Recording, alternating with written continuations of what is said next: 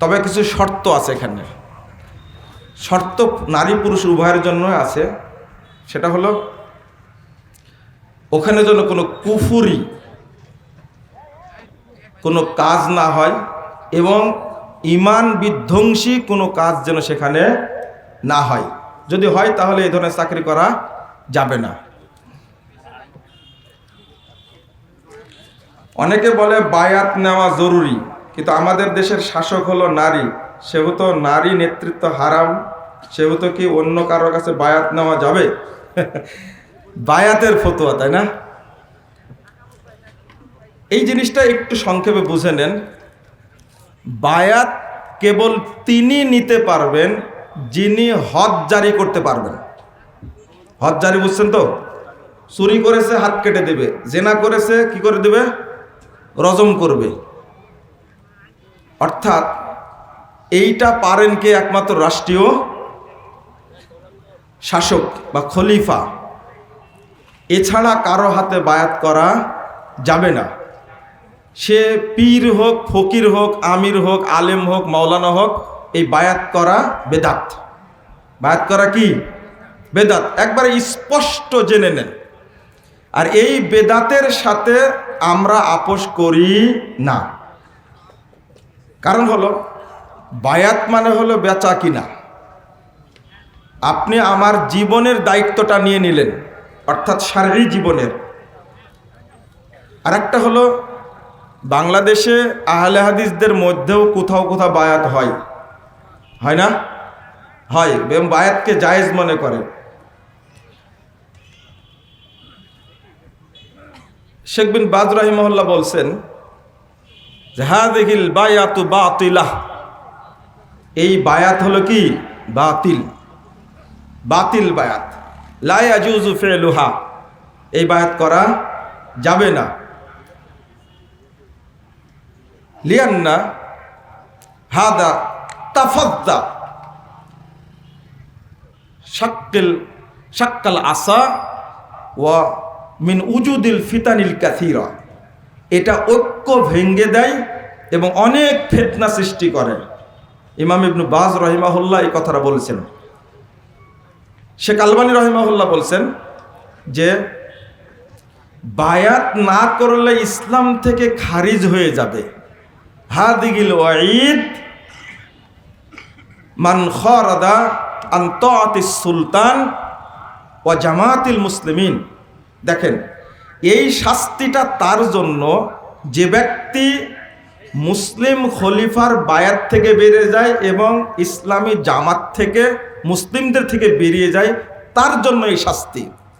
ওয়ালাইসা কামা ইয়াতাআহামুল বাজ, এর অর্থ এটা নয় যারা কিছু মানুষ যেটা বুঝেছে আইয়ুবাইয়া কুল্লু হিজবিন ওয়া শুআবিন রাইসাহু, এর অর্থ এটা না যে প্রত্যেক দলীয় নেতার হাতে তার দলের অনুসারীরা বায়াত নেবে। বাল হাযা হুয়া তাফাররুক, বরং এইটা হলো বিভক্তি। আল মানহিউ আনহু আনিল কোরআনিল কারীম, যেটা কোরআন এটাকে নিষিদ্ধ করা হয়েছে। তাহলে আলবানির কথা, ইমাম আলবানি এবং ইমাম বাজের কথা কি হলো? একরকমের হয়ে গেল। আপনারা এই বেদাতি বায়াতের সাথে যুক্ত হবেন না। আর এটা সালাফদের মানহাজ না।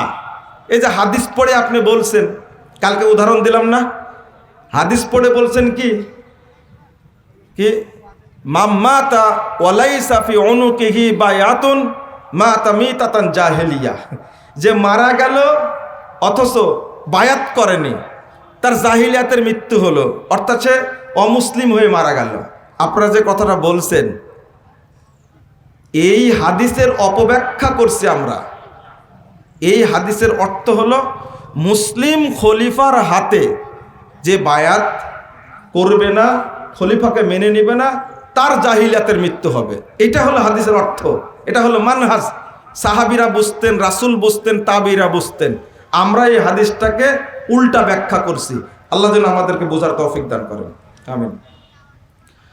মসজিদের নিচতলায় ইমাম শুধু একাই, উপরতলায় নারী, এক্ষেত্রে ঈদের সালাত আদায় করলে তা হবে কি? না, ইমাম এবং মুসল্লিদেরকে সমতা থাকতে হবে। দেখেন এক কাতার আমরা উপরে করে নিলাম, আমি যদি একা দাঁড়াই আপনারা নিচে থাকেন তাহলে হবে না, কিন্তু ইমাম মুসল্লি কি করতে হবে?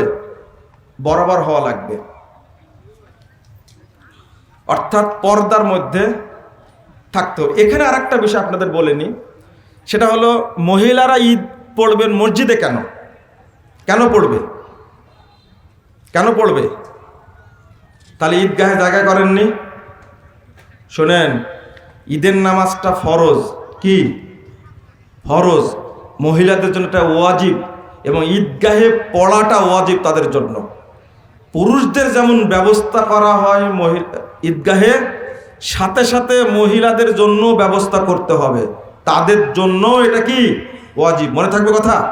আর ঈদের সালাত, জহর যেমন ফরজ, আসর যেমন ফরজ, তেমনি কি ঈদের সালাতও কি ফরজ। বিভিন্ন দিবসে জবাইকৃত পশুর গোশত খাওয়া যাবে কি? না, হারাম হারাম হারাম হারাম, এটা খাবেন না আপনারা। ব্লেড দিয়ে কি গোপ বা মোষ চাষা যাবে? না না না, এই ফতোয়াটা আপনারা জেনে নেন। যদি চেষে ফেলেন তাহলে সাদৃশ্য হয়ে গেল কাদের সাথে? না, যারা দাড়ি কামায়, মুস কামায়, তাদের মতো হয়ে গেল। এরপরে যারা দাড়ি কামায়, মুস কামায়, তারা যেমন মহিলা, আপনিও কি হয়ে গেলেন? মহিলাদের মতো হয়ে গেলেন। না, ছাড়তে হবে, এটা সৃষ্টির পরিবর্তন করা যাবে না। আমাদের দেশের কিছু বোকা লোক আছে, দাড়ি কামায় আর মুস বড় করে রাখে। আল্লাহ রাসূল বলেছেন দাড়ি বড় করো আর কি মুস ছাটো, সেটে রাখতে হবে। মনে থাকবে কথা, কামানো যাবে না, খুব ভালো করে মনে রাখেন।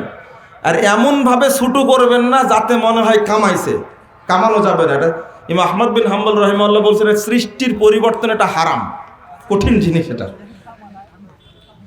যে ব্যক্তি সালাত আদায় করে না, তার জানাজা করা যাবে কি? যদিও সে আমার বাবা। কঠিন প্রশ্ন।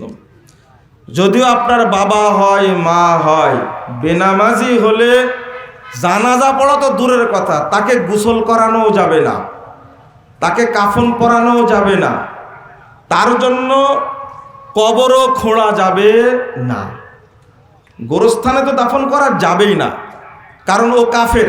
ও কি কাফের। আপনি ছেলে হিসাবে যদি বেনামাজি বাবাকে গোসল করায় কাফন পরায় মসজিদে নিয়ে যান, তাহলে জবাব আপনাকে আগে দিতে হবে আল্লাহর কাছে, যেহেতু কাফেরকে ধুয়ে গোসল করে এখানে নিয়ে আসলি কেন? বুঝেন মনে কথাটা। আর গোরস্থানে দাফন করাবেন কেন? রাসূল সাল্লাল্লাহু আলাইহি ওয়াসাল্লাম কি দোয়া পড়তেন? আসসালামু আলা আহলি দিয়ারে মিনাল মুমিনিনা ওয়াল মুসলিমিন। তাহলে দোয়াটা কাদের জন্য? মুমিন এবং মুসলিমদের জন্য। ইয়ারহামুল্লাহুল মুস্তাকদিমিনা মিন্না ওয়া মুস্তাখিরিন। আল্লাহ যেন রহম করেন যারা আগে চলে গেছেন, যারা পরে চলে গেছেন। ওয়া নাসআলুল্লাহু লানা আফিয়া লাকুম ওয়ালা লানা আফিয়া। তোমাদের জন্য আমাদের জন্য আমরা আল্লাহর কাছে আফিয়াত চাচ্ছি।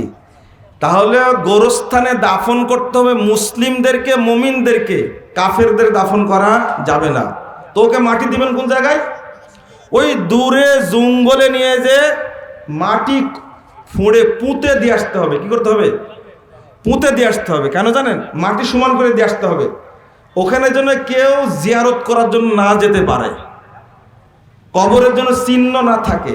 কারণটা হলো কেউ যদি কবর মনে করে জিয়ারত করে ফেলে আর তার জন্য দোয়া করে, তাহলে হারাম এটা, কারণ সে কি কাফের।